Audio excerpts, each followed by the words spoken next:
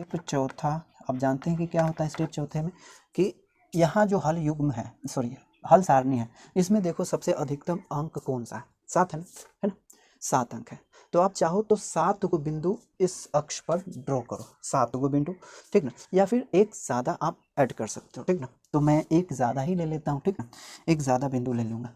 तो बराबर अंतराल पर ध्यान रहे, बराबर, तो क्या होगा 7 हुआ। तो 1 2 3 4 5 6 7 और 8। इसी प्रकार से एक, फिर इस पर लिखना है क्या चीज़, 1 से लेकर के 8 है ना, तो 1 2 3 4 5 6 7 8। इस पर भी क्योंकि ये निगेटिव वाला भाग है तो प्रत्येक पर निगेटिव होगा, ठीक ना। तो -1 -2 -3 -4 -5 -6 -7 -8 इस तरीके से। फिर ये वाला निगेटिव भाग है तो -1 -2 -3 -4, इसीलिए बोला था बड़ा खींचने के लिए, -5 -6 -7 और ये -8 है। ये हो गया 1 2 3 4 5 6 7 8। ये पॉजिटिव है ना, तो आप दे सकते हो ऐसे भी पॉजिटिव, और ना चाहो तो ना भी दे सकते हो, ठीक ना। इस पर भी इसी तरीके से पॉजिटिव दे भी सकते हो और नहीं भी दे सकते हो, ठीक ना, इस तरीके से। अब क्या करना है स्टेप, अब स्टेप 5, स्टेप 5 में क्या करना है कि हल युग्म को इस पर अंकित करना है, ठीक। तो देखो 5 है, सबसे पहला x बराबर कितना है 5, तो ये रहा 5, और उसके संदर्भ में y कितना है 0। तो देखो इस अक्ष पर हमें y का वैल्यू मिलेगा, इस अक्ष पर हमें क्या मिलेगा x का वैल्यू, ठीक ना। ये जो अक्ष है इस पर क्या मिलेगा, स्वतंत्र चर यानी x का वैल्यू, और इस अक्ष पर हमें क्या मिलेगा, परतंत्र चर का बिंदु यानी y का वैल्यू, ठीक। तो x कितना है 5, तो यहाँ रहे 5, और y कितना है देखो ये है ना, इसका ये रहा, तो ये रहा बिंदु, तो यहाँ पर मिलेगा, ठीक। तो यहाँ पर बिंदु कितना हो गया बताइए, यहाँ पर बिंदु हो गया क्या, x बराबर, पहले x को लिखेंगे फिर y को लिखेंगे, तो ठीक, तो ये बिंदु हो गया, इसको मान लेते हैं कोई a बिंदु, ठीक। अब दूसरा देखो x बराबर 4 है, 4 कहाँ यहाँ है, और y बराबर 1 है, देखो ये रहा 1, तो 1 यहाँ और 1 यहाँ, तो यहाँ पर मिलेगा यहाँ पर, ठीक। और ये बिंदु जो हो गया इस पर x कितना है 4 और y कितना है 1, ठीक ना, बढ़िया से लिखेंगे, बड़ा सा लिख लेते हैं 4 और कॉमा 1, ठीक। फिर x कितना है 3, यहाँ मिलेगा 3, और y कितना मिलेगा 2, तो यहाँ मिलेगा 2, तो यहाँ ऐसे 91 और ऐसे 91, तो ये बिंदु मिलेगा, ठीक। ऐसे एक बिंदु यहाँ मिला, एक बिंदु यहाँ मिला, तो ये बिंदु है 3 और कॉमा 2, ठीक ना। फिर x का वैल्यू है 2 यहाँ, और y का वैल्यू कितना मिलेगा 3, तो इसका सिकान कहाँ है, यहाँ, ये वाला बिंदु मिल गया, ठीक ना। तो ये बिंदु मिल गया कितना, x 2 और y 3, ठीक। इसी तरीके से अब आगे देखो x बराबर कितना, x बराबर 2, तो ये रहा 2 तो हो गया, x बराबर कितना 1, x बराबर 1, तो y का संदर्भ कहाँ मिलेगा, यहाँ, यहाँ, और ये रहा ये बिंदु पर, ठीक। तो x यहाँ पे 1 है और y यहाँ पर 4 है, तो इस तरीके से मिला, ठीक। फिर देखो x बराबर कितना 0 और y कहाँ मिलेगा 5 पे, तो कहाँ है 5, ये रहा, यहाँ 5 है, ठीक। तो ये नहीं, ये बिंदु, तो यहाँ पर मिलेगा x बराबर 0 और y बराबर 5, तो ये बिंदु हो गया। फिर देखो x बराबर -1 है, तो -1 यहाँ है ना, यहाँ, ठीक, यहाँ, और y बराबर कितना है, सॉरी उल्टा बोल दिया, x बराबर 6 है, 6 कहाँ है, ये रहा 6, ये है, ठीक। और y बराबर क्या है -1, उल्टा हो गया सॉरी, x बराबर 6, तो 6 यहाँ है, और y बराबर -1, तो माइनस लाइन नीचे मिलेगा, तो यहाँ पर से ऐसे, और इसको मिलाना होगा ऐसे, ठीक। तो इसे कैसे प्रदर्शित करेंगे, इस तरीके से,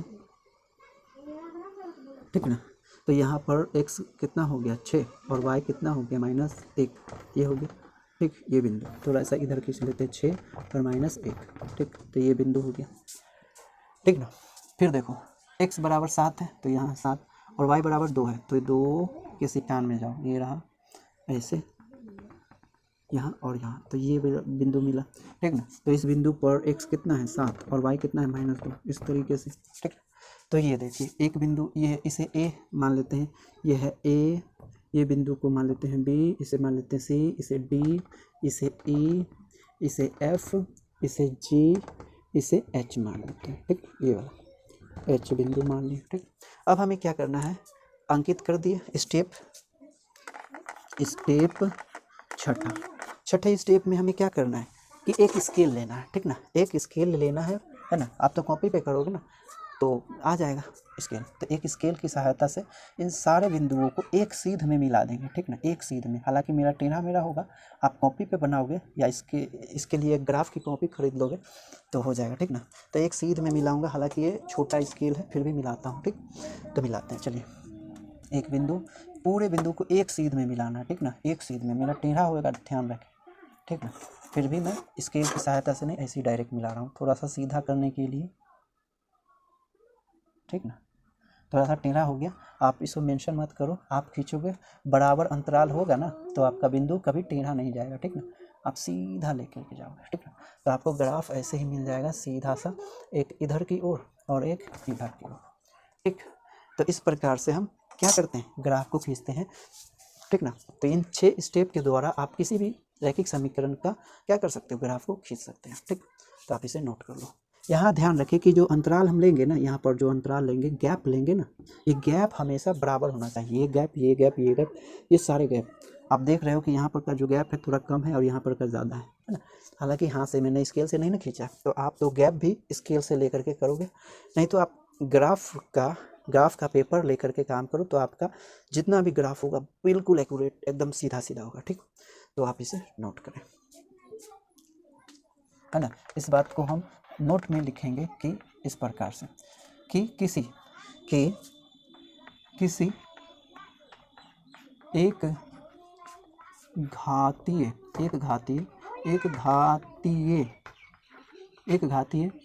समीकरण का लेखा चित्र हमेशा एक सरल रेखा होती है। इसलिए दो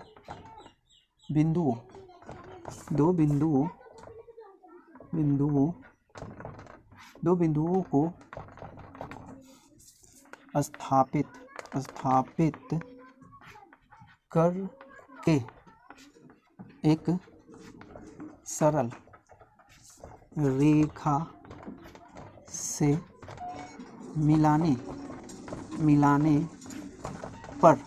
सरल रेखा से मिलाने पर संपूर्ण लेखा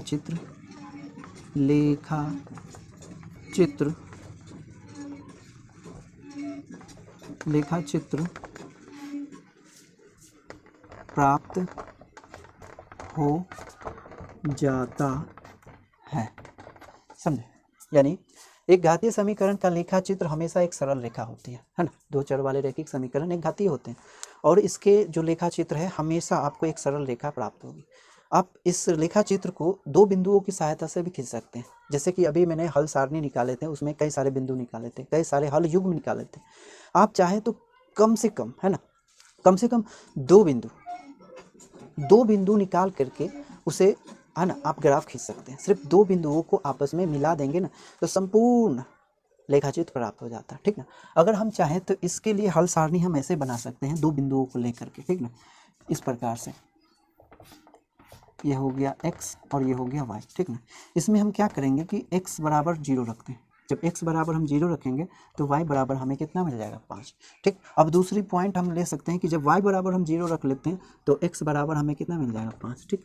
तो ये दो हल युग्म को प्रदर्शित करके भी हम संपूर्ण लेखाचित्र प्राप्त कर सकते हैं, ऐसे। यानी इसी चीज़ को हम ऐसे भी डिनोट कर सकते हैं, ठीक ना। तो ये हो गए इस प्रकार से, ये हो गए इस प्रकार से, ऐसे, ठीक। तो ये हो गए 5 है ना अधिकतम, तो 1 2, थोड़ा अंतराल हमेशा बराबर रखें, ठीक ना।